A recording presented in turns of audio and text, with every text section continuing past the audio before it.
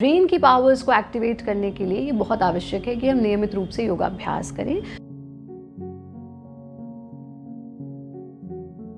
नमस्ते, मैं हूं आचार्य प्रतिष्ठा।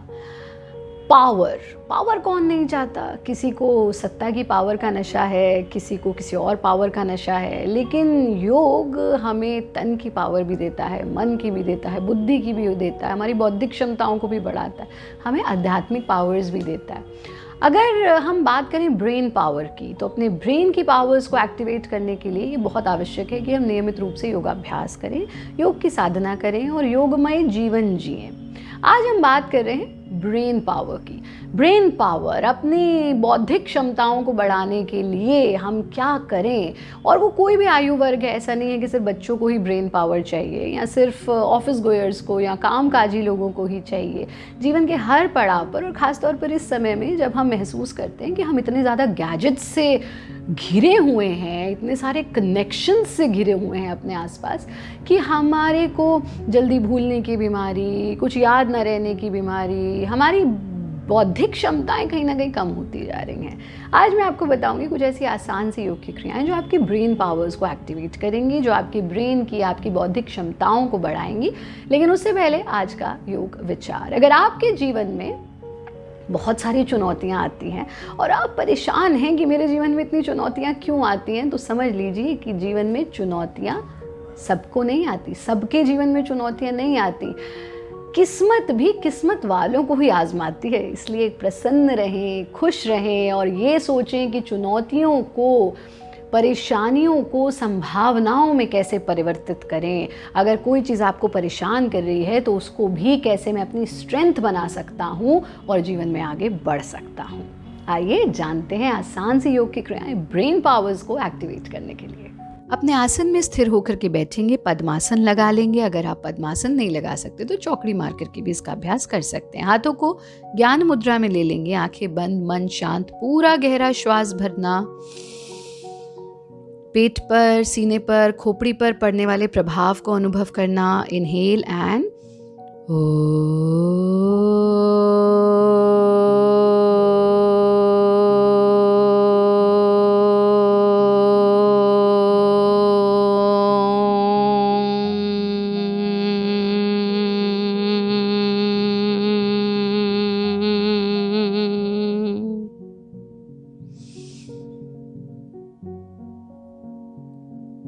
फिर से गहरा श्वास लेना और फिर से इसे रिपीट करना। इस प्रकार से आप 7 बार मिनिमम और 13 बार मैक्सिमम प्रणवोच्चारण करेंगे। फिर करेंगे हम षडमुखी मुद्रा का अभ्यास, जिसमें अंगूठों से हम कान, पहली उंगली से आंख, दूसरी से नाक और मुंह को बंद करेंगे। जीभ का पाइप बना करके उससे सांस लेना। गालों में सांस को, हवा को भर लेना। सांस को भीतर ही रोक के रखेंगे। कानों को, आंखों को, नाक को और मुंह को बंद करके चिन लॉक लगा देंगे। अगर गर्दन में दर्द की समस्या है तो पूरा चिन लॉक नहीं लगाएंगे, सिर्फ गर्दन को आगे झुका देंगे। सांस भीतर रुका रहेगा। इस स्थिति में रुकना। फाइनल स्थिति में आपको ऐसी ध्वनि सुनाई देगी जैसे आप अंडर वाटर हैं, उस पर ध्यान लगाना। हाथों को हटा देना जब लगे अब और देर सांस नहीं रोक पा रहा हूँ, चिन लॉक खोल देना। नाक से सांस छोड़ देना। आंखें धीरे धीरे से खोलेंगे। आंख खोलने की कोई जल्दी नहीं करेंगे। 3 से 5 बार तक इसको आप रिपीट कर सकते हैं। फिर आप इस प्रकार से वज्रासन में बैठ जाएंगे। आपके पंजे मिले रहेंगे, एड़ी खुली हुई होंगी। खुली हुई एड़ियों पर हिप्स को टिका देंगे और जमीन पर, ये मॉडिफाइड गुरु प्रणाम आसन या मॉडिफाइड शशांक आसन हम कर रहे हैं। हाथों को, हथेलियों को जमीन पर टिकाना, घसीटते हुए आगे ले जाना। यहाँ तक ही जा पाएंगे तो यहीं तक जाएंगे, लेकिन हिप्स को नहीं उठाएंगे।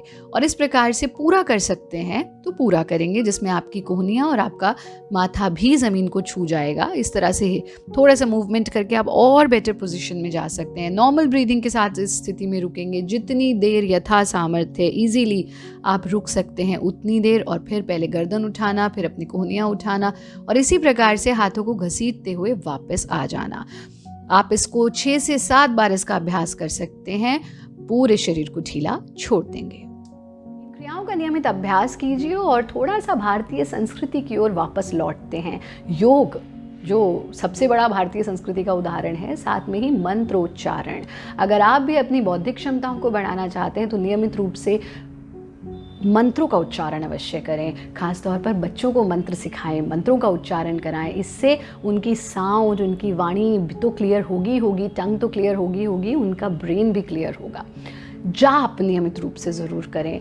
ये बहुत आवश्यक है कि आप कुछ ब्रेन एक्टिविटीज़ करें, ब्रेन गेम्स खेलें और हमारा कार्यक्रम नियमित रूप से देखते रहें। स्वस्थ रहें, मस्त रहें, व्यस्त रहें और किसी परेशानी से नहीं त्रस्त रहें।